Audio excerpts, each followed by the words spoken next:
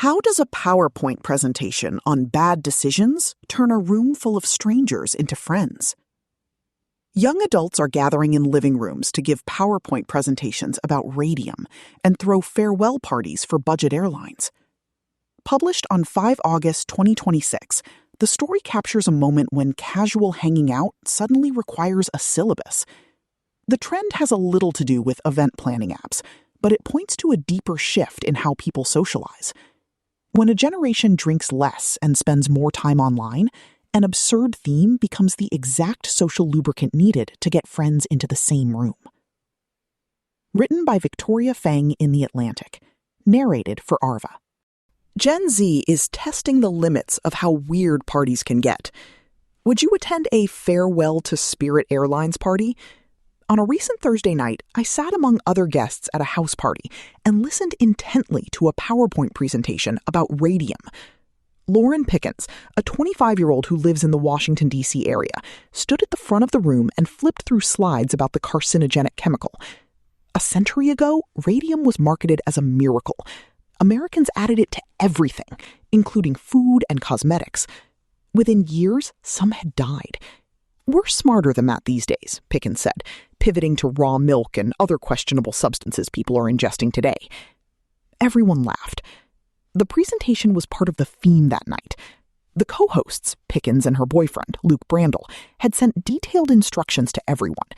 Pick a historically bad decision from either personal or public memory and tell us about it in the form of an 8 to 10 minute presentation.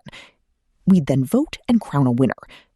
One guest discussed the chaotic 1904 Olympic marathon.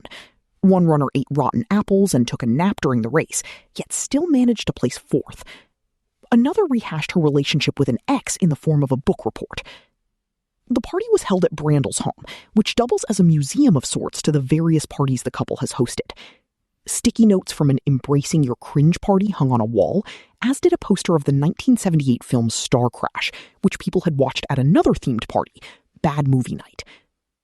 Pickens and Brandel are more ambitious than the average party planner, but their events lean into a common enthusiasm among young partygoers for niche, even absurd themes. I've been collecting examples for weeks. Dress like your favorite metro stop, a murder mystery about tech billionaires on a private island, a farewell to Spirit Airlines, bring the spirit and spirits. In some circles, hyper-specific party themes are becoming a norm, sometimes a requirement. Having a coherent theme is more of an expectation now than it was 2 years ago, Alexa Jordan, a 25-year-old incoming law student, told me. She's hosted a spelling bee birthday party and a cul-de-sac 5K, which entailed running in a circle for more than 65 laps. She estimated that about 8 out of every 10 parties she's invited to now have a theme. In one sense, the appeal of a niche party is simple. Themes are fun, as people discovered long ago. In 1897, New York City socialites held a costume ball that has been dubbed the most ostentatious party in U.S. history. Now that friends are only a text message or FaceTime away, though, there's also a higher bar for what gets people hanging out in person. Wearing a funky costume or presenting on a weird interest gives people something to talk about, Samika Lewis, a 25-year-old who also attended the Bad Decisions party, told me. Especially at a time when some young adults are turning away from alcohol, a wacky party can act as its own kind of social lubricant. I never really liked bars that much, Brandel told me. I always wanted something a little bit different and more creative. These parties are themselves fueled by social media as much as they are a rebuke of hyper-online culture. The event I attended started the way it ended, on Partiful. The couple had invited everyone through the popular event planning app. The morning after, Brandel sent a text blast via Partiful announcing that a presentation on dueling had won. One of the guests added pictures to the app's shared photo album. Partiful, which was founded in 2019, has become especially integral to the rise of niche party themes. Events can be made public or accessible only to those who are sent the link, which is the setting that the hosts I talked with primarily use.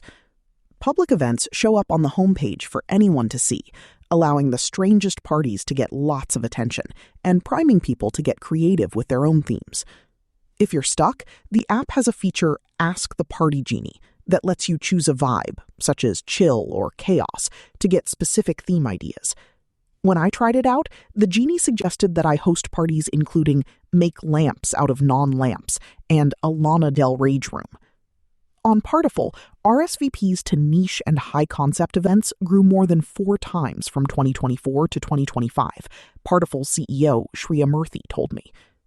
On Instagram and TikTok, many recaps of themed parties draw millions of views, which help inspire more niche parties.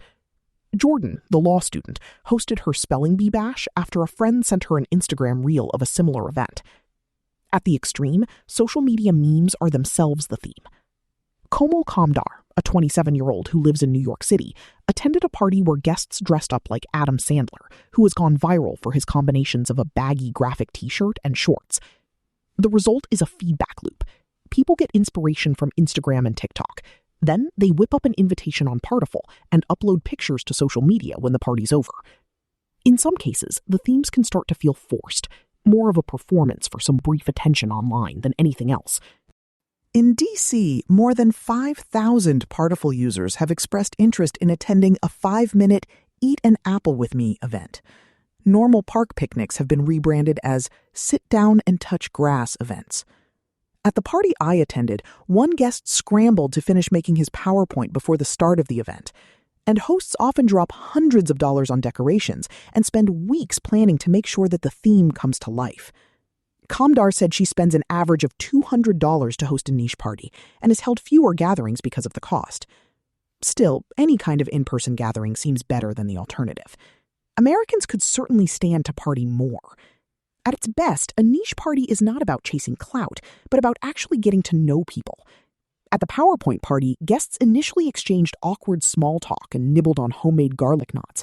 But once the presentations began, everyone loosened up. By the end, we hardly felt like strangers at all. As I slipped out at close to midnight, the stragglers were already talking about Pickens and Brandl's next party. Of course, there would be a theme. Guests would compete in a treasure hunt dressed up as either a Roman or a pirate.